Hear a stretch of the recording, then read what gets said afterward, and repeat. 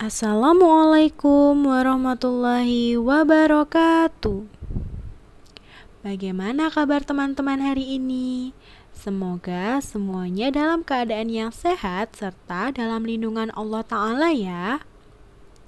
Nah, hari ini kita akan mempelajari materi IPA untuk KD 3.6. Di materi sebelumnya, kita sudah mempelajari tentang apa itu sumber bunyi. Kita review sedikit ya teman-teman. Sumber bunyi adalah segala sesuatu yang dapat menghasilkan bunyi. Bunyi dapat dihasilkan dengan cara dipukul, dipetik, digesek, dan ditiup. Karena banyaknya macam-macam bunyi yang ada di dunia ini, apakah semua bunyi dapat kita dengar? Jika iya, sebenarnya bagaimana proses kita dapat mendengar? Allah memberikan kita telinga agar kita bisa mendengar. Maka kita harus menjaganya sebagai bentuk syukur kita terhadap Allah. Siapa yang tahu bagaimana cara menjaga telinga kita? Nah, 3 materi ini yang akan kita pelajari hari ini. Sebelum kita mulai pembelajaran hari ini, mari kita membaca basmalah bersama-sama terlebih dahulu. Bismillah. Semoga Allah memudahkan kita untuk menyerap informasi pada pembelajaran kali ini. Kita mulai ya, untuk materi yang pertama, yaitu jenis-jenis bunyi. Di dunia ini ada 3 jenis bunyi. Yang pertama, yaitu audiosonik. Audiosonik adalah bunyi pada frekuensi 20 sampai 20.000 getaran per detik atau kita singkat dengan hertz. Frekuensi audiosonik adalah bunyi yang dapat didengar oleh kita sebagai manusia. Jenis yang kedua yaitu infrasonik. Infrasonik adalah bunyi yang memiliki frekuensi di bawah 20 Hz. Dan bunyi ini tidak dapat didengar oleh manusia seperti kita. Yang bisa mendengar bunyi ini, beberapa di antaranya adalah jangkrik, angsa, dan kelinci.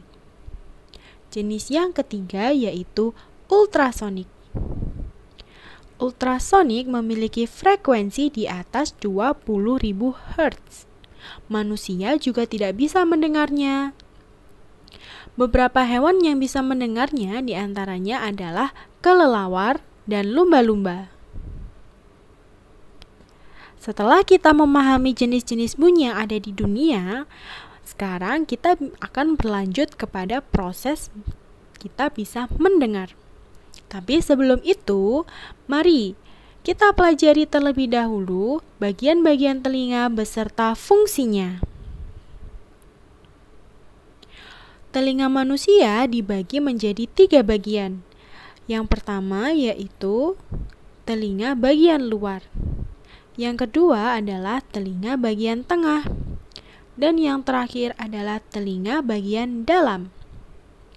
Untuk telinga bagian luar terdiri dari 2 bagian, yaitu daun telinga dan lubang telinga. Daun telinga merupakan bagian terluar dari telinga kita dan dapat kita sentuh secara langsung dengan jari-jari kita. Daun telinga memiliki fungsi untuk menangkap dan memusatkan suara atau bunyi yang akan kita dengar. Sedangkan lubang telinga memiliki fungsi sebagai masuknya suara ke dalam telinga kita. Untuk telinga bagian tengah ada 3 bagian, yaitu gendang telinga, tulang pendengaran, dan saluran eustasius. Selaput gendang telinga berfungsi untuk menerima getaran bunyi yang masuk melalui lubang telinga. Sedangkan tulang-tulang pendengaran memiliki fungsi meneruskan dan memperkuat getaran suara yang masuk ke telinga kita.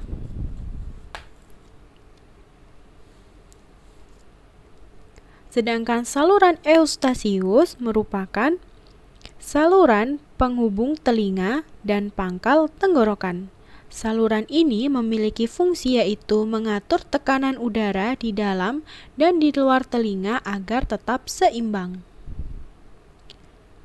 Untuk telinga bagian dalam yaitu adalah rumah siput. Diberi nama rumah siput karena bentuknya menyerupai rumah siput.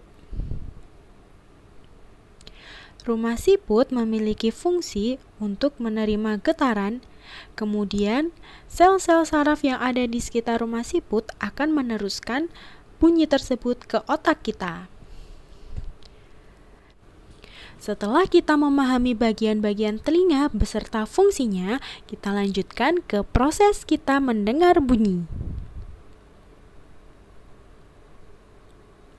Getaran dari sumber bunyi akan merambat di udara, kemudian tertangkap oleh daun telinga dan masuk melalui lubang telinga mengenai gendang telinga. Setelah itu diteruskan oleh 3 tulang pendengaran sampai ke rumah siput. Nah, di rumah siput akan ditangkap oleh ujung-ujung syaraf pendengaran yang nantinya akan diteruskan ke otak kita. Maka otak akan mengartikan getaran yang diterima sebagai sebuah bunyi. Nah, setelah kita mengetahui proses kita untuk mendengar, maka kita harus benar-benar menjaga telinga kita ya teman-teman. Bagaimana caranya? Sebenarnya, kamu tidak perlu membersihkan kotoran yang terdapat di telinga, karena telinga sudah dirancang untuk menahan kotoran yang akan masuk. Di depan lubang telinga kita ada kelenjar rambut yang berfungsi untuk menghalau kotoran bersama dengan minyak yang dihasilkan oleh telinga. Dengan begitu, debu atau serangga tidak bisa masuk. Di lubang itu juga diproduksi sebuah getah telinga yang bernama serumen. Serumen inilah yang akan menangkap kotoran sekaligus membersihkannya.